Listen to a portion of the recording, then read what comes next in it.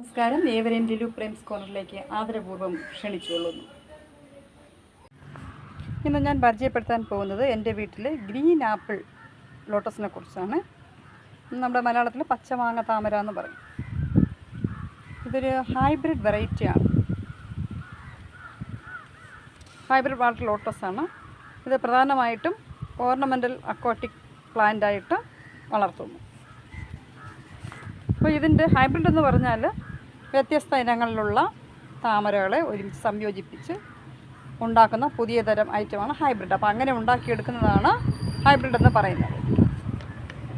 ഇത് ഒരു tropical variety കൂടിയാണ്. അതായത് ഉഷ്ണമേഖലാ പ്രദേശങ്ങളിലൊക്കെ നന്നായിട്ട് വളരുന്ന ഒരു താമരയാണ്. ഈ ജലസസ്യമായ താമര താഴ്ന്ന പ്രദേശങ്ങളിലാണ് കൂടുതലും വളരുന്നത്. പക്ഷെ നമ്മൾ താഴ്ന്ന പ്രദേശങ്ങളൊന്നുമല്ല, നമ്മൾ മറ്റേ താമരയുടെ പോട്ടിലും നമുക്ക് വളർത്താം. താമരയുടെ ഇലകൾ എന്ന് പറയുന്നത് നല്ല പച്ച നിറമാണ്, വലുതും പച്ച നിറത്തിലുള്ളതാണ്. ഇതിൻ്റെ പൂക്കളൊക്കെ കണ്ട് 2 മൊട്ടുണ്ട്, വലിയ മൊട്ടാണ്, നല്ല വലിയ മൊട്ടാണ്, രണ്ട് ദിവസത്തിൽ വിരിയും. അപ്പോൾ ഇതിൻ്റെ തണ്ടുകൾക്ക് കണ്ടോ, തണ്ടുകൾക്ക് നല്ല നീളമുണ്ട്. അത് ആ തണ്ടുകൾ തൊടുമ്പോൾ സോഫ്റ്റ് അല്ല, ഇച്ചിരി റഫാണ്. ഇതിൻ്റെ പൂക്കൾക്ക് നല്ല മനോഹരമായ നല്ല മണവും നല്ല നിറവും ഉണ്ട്. അപ്പോൾ ഗ്രീൻ ആപ്പിൾ ലോട്ടസ് എന്ന് പറയുന്നത് തന്നെ ഇതിൻ്റെ എന്നുവെച്ചാൽ കൂടുതൽ ഇതിൻ്റെ ഈ പൂവിന് പച്ച നിറമാണ്. പച്ച നിറവും ലൈറ്റ് ഒരു ഓഫ് വൈറ്റിൻ്റെ ഒരു ഇതൂടെ കയറി വരും.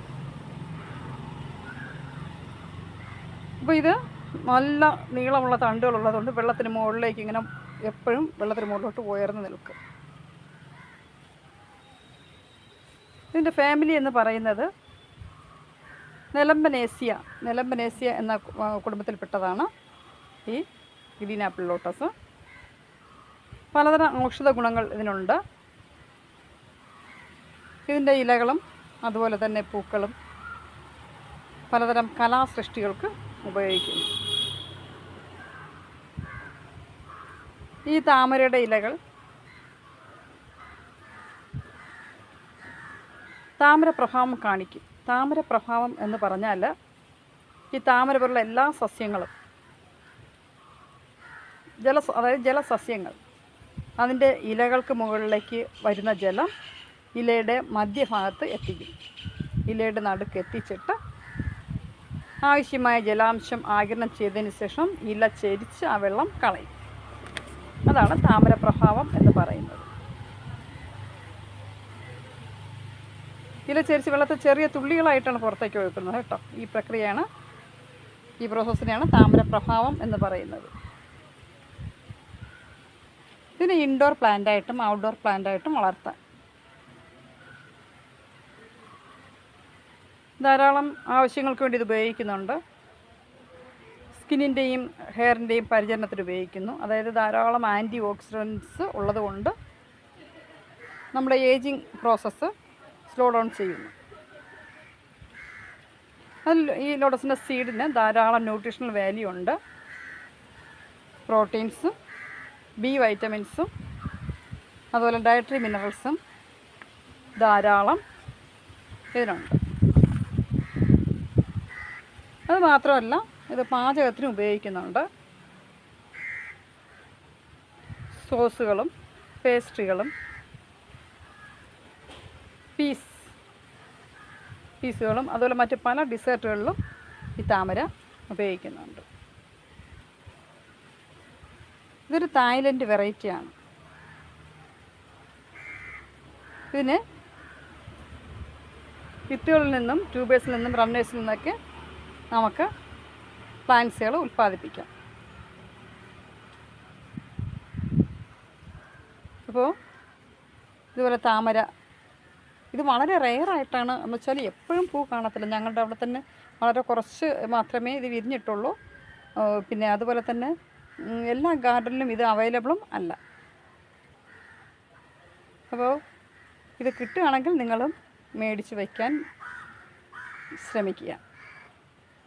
അപ്പോൾ ഈ ഗ്രീൻ ആപ്പിൾ ലോട്ടസ് എന്ന താമരയെക്കുറിച്ച് ഏകദേശം ഒരു ധാരണ കിട്ടിയെന്ന് വിശ്വസിക്കുന്നു.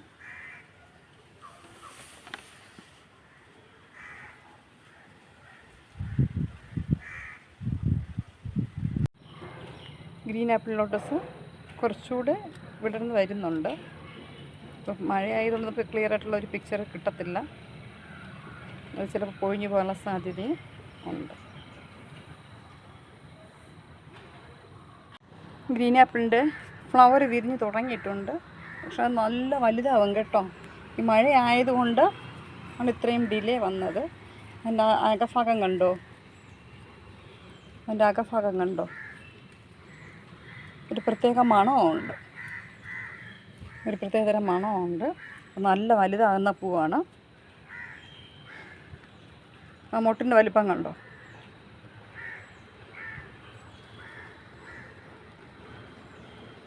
അപ്പോൾ ഇത് കിട്ടുന്നവർ വാങ്ങി നിങ്ങളുടെ ഗാർഡനിലും വാങ്ങി വയ്ക്കുക കേട്ടോ. മഴയായതുകൊണ്ട് ഇനിയിപ്പോൾ നന്നായി വിരിഞ്ഞ് കിട്ടുമെന്ന് തോന്നുന്നില്ല. പക്ഷെ എന്തായാലും നമുക്ക് ഇത്രയെങ്കിലും വിരിഞ്ഞത് കാണാൻ കഴിഞ്ഞു. ഇലയൊക്കെ ഇനി അതിൻ്റെ പെറ്റൽസ് ഇനി പൊഴിഞ്ഞു പോകത്തേ ഉള്ളൂ. അപ്പോൾ അടുത്ത വീഡിയോയിൽ കാണുന്നവരെ ബൈ.